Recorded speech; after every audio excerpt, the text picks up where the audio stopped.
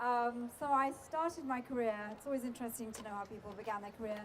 Because I lost my first child. She was born healthy, but she unfortunately got an infection, went to her brain. And she died at the age of 3 months. And it had taken me 2 years to get pregnant, so it was honestly really terrible to come to terms with that. And if you want to carry on. And I have 3 lovely children now, but it was really my son, Nicholas, who got me into feeding children because he was the world's worst eater. And a mum who'd lost her child feels very vulnerable. So I was making up recipes to get Nicholas to eat well and running a playgroup at the same time. And all the mums said to me, you know, you should write a book about feeding babies and toddlers. So I thought about it and I thought it'd be a great legacy to Natasha and sort of a therapy for me to get over her death. And the book came out in 1991. So that's about 22 years ago now. And that book sold 4 million copies, and it was my first book on feeding babies. The thing was, everybody thought that babies only like bland food, but I put that to the test, and actually they're like tasty food, just like us. And there were so many misconceptions about how to feed babies and what not to give them. And it was a really interesting book, because I wrote it with the basis of scientific knowledge, because I wrote it with the Institute of Child Health in England, which is one of the most foremost institutes of research for children. So I've written lots of different books, Eating for Two, which is eating in pregnancy, Top 100 Baby Purees, which is very popular, lots of delicious baby purees that are good enough for adults to eat. My very first book, The New Complete Baby Toddler Meal Planner, and books on feeding toddlers finger foods, and this is my latest book, Quick and Easy Toddler Meals, and that's really why I'm here in Australia. It's just come out. I was on the morning show yesterday, and another show, and the ABC show, and the idea behind this book is because we all get stuck in a rut making just a few things for our children. They'll only eat like 3 or 4 things. We give them over and over again, and just that makes them even more extremely fussy. So the book is to give you lots of ideas and simple recipes that you can make for your toddler and the whole family. So I want to talk a little bit about eating in pregnancy. Who is pregnant here? A couple of people are pregnant. Well, it's a good place to be pregnant, I have to say. Got lots of things to look at. So eating in pregnancy. Well, obviously your baby needs to get the nutrients that you're giving her, so it's really important, and certain foods are more important than others. Of course, when you're pregnant, you need to take folic acid. That prevents spina bifida. You take it in tablet form, but also it's in broccoli, orange juice, nuts, all sorts of foods that are important. And the other thing we take as a supplement in England is vitamin D. I don't know whether it's a supplement here, but in England, where we don't have a huge amount of sunshine, vitamin D is important for pregnant women. When you are pregnant, it doesn't mean you can eat whatever you want, sadly, because unfortunately you only need extra calories in the last 3 months, and then you only need 200 extra calories, which is something like a large banana or 2 pieces of toast with some cheese on top. But it doesn't mean that you can't indulge and have a good diet. And a balanced diet is similar to what we have, like good fruit and vegetables, but you need to have certain supernutrients. If you want to go on? Oh, okay, so you need to have red meat. Oily fish is really important. Because it's very important for the formation of your baby's brain. Red meat's important because you do need extra iron when you're pregnant. So what do you need to avoid? Well, raw undercooked eggs, raw undercooked meat, and that means barbecued chicken or meat as well, isn't good for pregnant women. Anything unpasteurized, so blue cheese, camembert, brie, but you can have mozzarella, cheddar, so lots of cheeses you can have. And although vitamin A is very good and iron, you can't have liver, because liver can cause birth deformities in pregnant women. And although oily fish is good, so salmon is good, trout's good, sardines are good, too much oily fish isn't good because it contains pollutants. So only 2 portions of oily fish a week. And it's not good to have too much caffeine. And in England, we say no alcohol, although a little bit of alcohol probably is okay. Morning sickness, did anybody suffer from morning sickness? It's a horrible thing, I have to say. And I suppose the good news is that it's over after 3 months generally. But that doesn't help you, sometimes not exactly. It doesn't help you when you're feeling it. And as you know, Kate, Duchess of Cambridge, had morning sickness to such an extent that she had to go to hospital because she was so severely dehydrated and couldn't eat anything at all. So morning sickness, how do you manage morning sickness? Well, actually it's important to eat regularly small things, even if it's dry toast or biscuits, because you feel less sick if there is something in your tummy. Even if you don't feel like it, try and eat something. Ginger affects your brain and the way it thinks about nausea. And so ginger's good. So having grated ginger and a herbal tea with some honey can help with morning sickness. Fresh air is good, and sometimes acupuncture can help. So moving on to weaning. So who started weaning their baby? Hands up. Is anyone confused? Like, when do you start weaning? It's a bit confusing.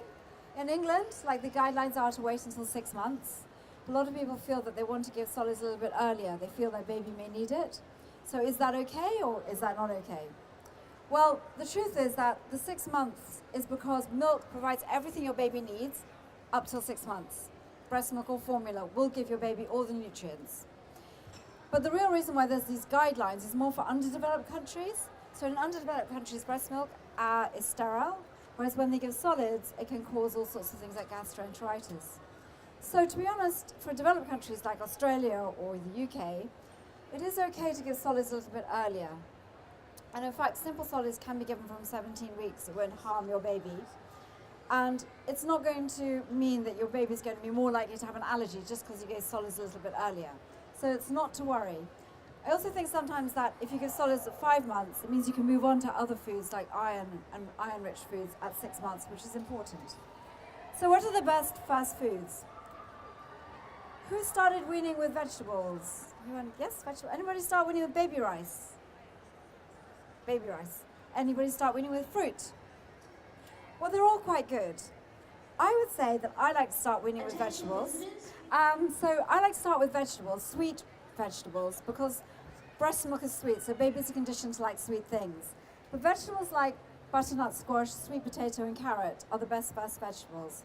That's because they puree to a very soft and smooth consistency. They contain a lot of beta-carotene, which is good for babies, and they are not going to give your baby an allergy. So that would be my first starting point, and I would steam them or I'd bake them in the oven. By baking them in the oven, you actually caramelize their natural sugars. So you cut the butternut squash in half and you bake it in the oven. Or you can even microwave a sweet potato. Just prick it and microwave it for about 6 or 7 minutes. Then you can scoop it out and either mash it with a little bit of water or a little bit of your baby's breast milk or formula milk. So there are other things you can give, we'll just go back because there's other things you can give your baby as first foods. Apple and pear puree are the good first fruits. Again, unlikely to cause an allergy, very easy to puree into a nice soft consistency. And then you don't even need to cook with some purees. So that's actually mashed avocado or mashed papaya makes very good baby food. So even if you think you don't have much time, you can simply mash food to make good baby food. And I do combinations like mashed avocado and banana together, which babies really love. It may sound strange, but that's a really good combination for babies. So I make more than I need and I freeze it in ice cube trays. So we've just brought into this country these trays, which are flexible. They have a cover. And the idea is that you make about that much, which is probably about 3 or 4 carrots, large carrots, and freeze it so you don't have to be cooking every day. Well, it's really important to have fish, for example, from around 6 or 7 months, especially oily fish like salmon, because it's very important for your baby's brain. It develops your baby's brain and your visual development. So one of the purees I make in this book, 100 Top Baby Purees, is an example of how to make fish very tasty.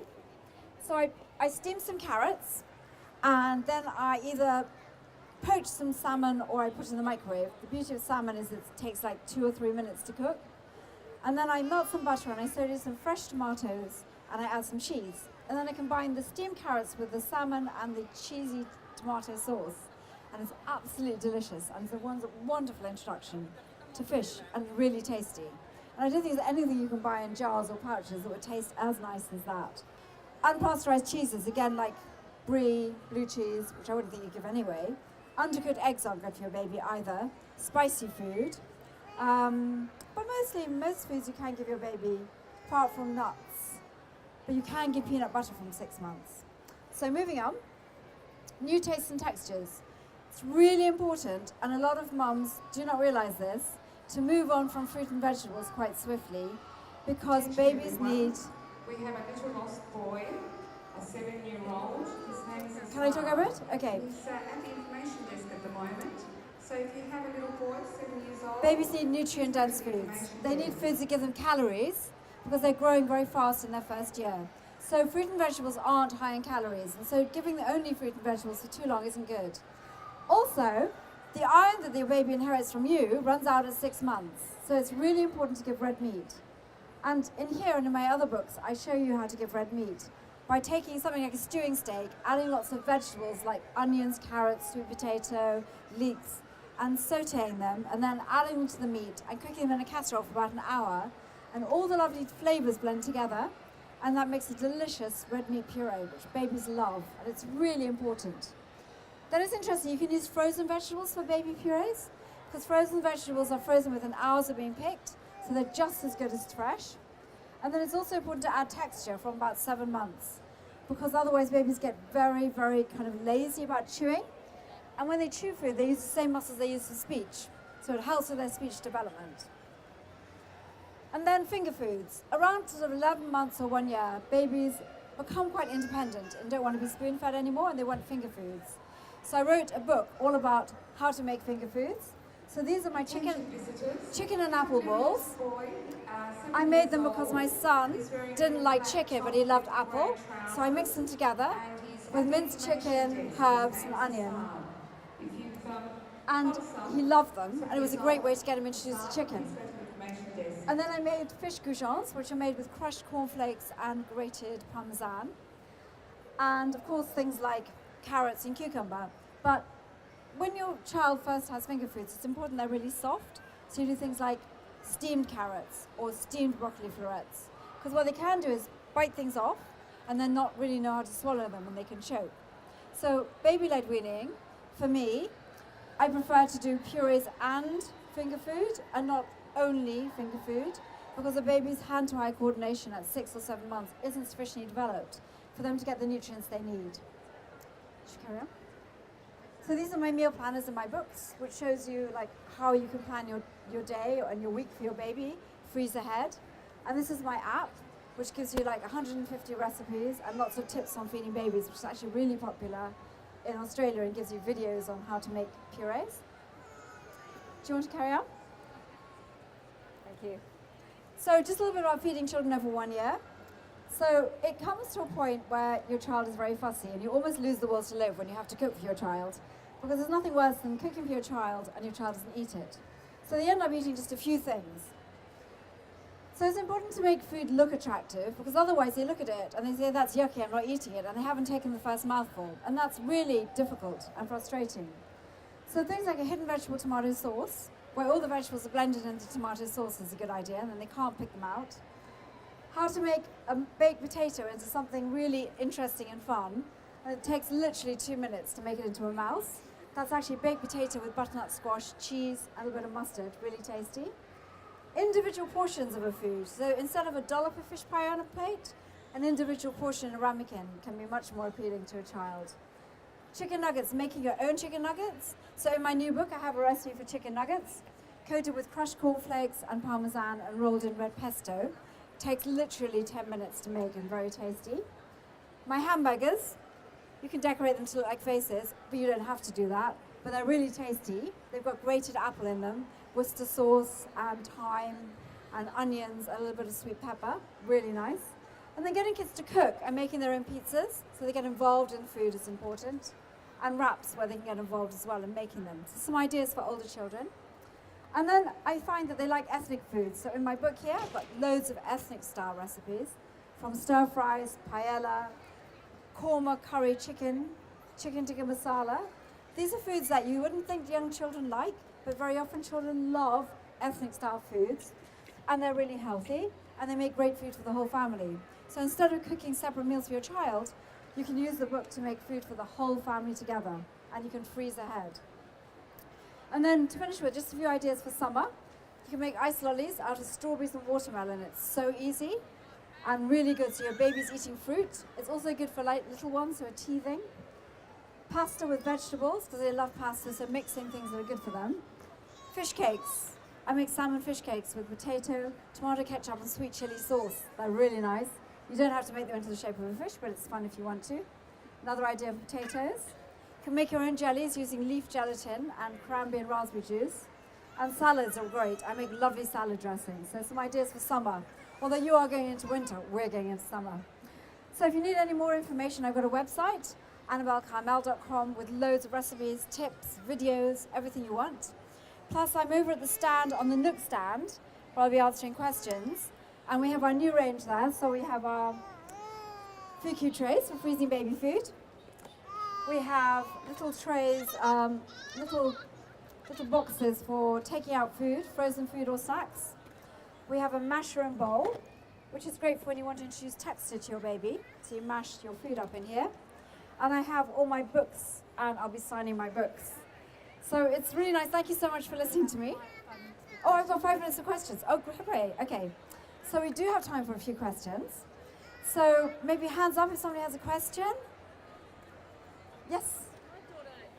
My daughter loves sweet potato and carrot. Yes. Provided I put that with the food, she'll eat it. But I'm worried about the variety. Okay. So what would you suggest? Well, because she likes sweet potato and carrot, it's a good idea that maybe you add other things to that. So you could take broccoli and take a little bit of broccoli and put it together with it. And she might still accept that if it's not too much broccoli. What she's liking the sweet taste. So sometimes with other vegetables, you might want to put some fruit with it. So I sometimes do carrot, apple, and spinach. So you increase the sweetness because spinach is a little bit bitter. So I like to combine fruit and savory taste together. So I have things like chicken, sweet potato, and apple. Or I do meat purees and I add dried apricots to it because babies like sweet taste. So it's a good tip to add fruit to savory taste. And then she can increase. Then you can increase the amount of broccoli you add. So it's a little gradual thing to begin with. She seems very well though and happy. That's good. She's very cute. Any other questions? Yes. Okay. Other than salmon, what other fish is a good source? Oh, okay. Well, you have flathead here, which is really popular. So flathead's really good. It's a really nice white fish. You can make it into goujons for fingers. Or you can do a cheese sauce and mix in the fish. There's so many different fish recipes I've got. I don't know, I mean, Tam, which are the other popular fishes? There's barramundi, so that would be good as well. An oily fish, won't eat salmon. So white fish is good, but the oily fish is better because it contains essential fatty acids, which is good for their brain development. So if she won't eat salmon, you might try doing my salmon puree recipe that I mentioned because it doesn't taste like salmon anymore. It just tastes very yummy and you almost mask the taste of the salmon. So it's how you present it. I would try it again because salmon's quite mild. It's not that overpowering. Try it again with other recipes. Yes, lady over here. Can you manage? Yeah, what advice would you have for a 2-year-old who kind of only eats Weetabix sandwiches, very, very plain foods, and anything you put on, they just won't touch? So she's saying, like, what advice to have a 2-year-old who's very, very fussy, only eats Weetabix sandwiches, and very difficult? Well, I had 3 fussy children, and it's not easy, and it's unbelievable how obstinate and stubborn these small people can be, and how it does get to you. So I think it is really important to have variety. Also, Weetabix is quite high in fiber, and although fiber is good for us, it's not so good for little ones because it depletes the body of minerals. So in fact, the low-fat, high-fiber diet that's good for adults isn't good for babies. They need more fat, proportionally to their size, and less fiber. So I wouldn't give Weetabix too often. When it comes to fussy eaters, it's difficult, but the trouble is that they use food almost to get attention from you. So if you possibly can, don't give your child attention for not eating. It's easier said than done, but if you make a conscious decision not to give them attention, and you say after 10 minutes of trying to get them to eat something, that they're not going to eat it, it's best to say fine, so you can go off and play, you're obviously not hungry. And then at the next meal, they will be hungry, and they'll remember that you didn't go to the kitchen and get them something else that potentially wasn't particularly healthy, or was one of the things that they eat. So they only have 3 or 4 things, and it's very limited. So the way to break the pattern is to make sure your child is hungry, allow them to miss a meal, which we very often don't do. Don't give attention for not eating, but give loads of attention for eating even the most tiny, infinitesimally small new food. Because it is important to continue to give new foods. And eating as a family can help as well.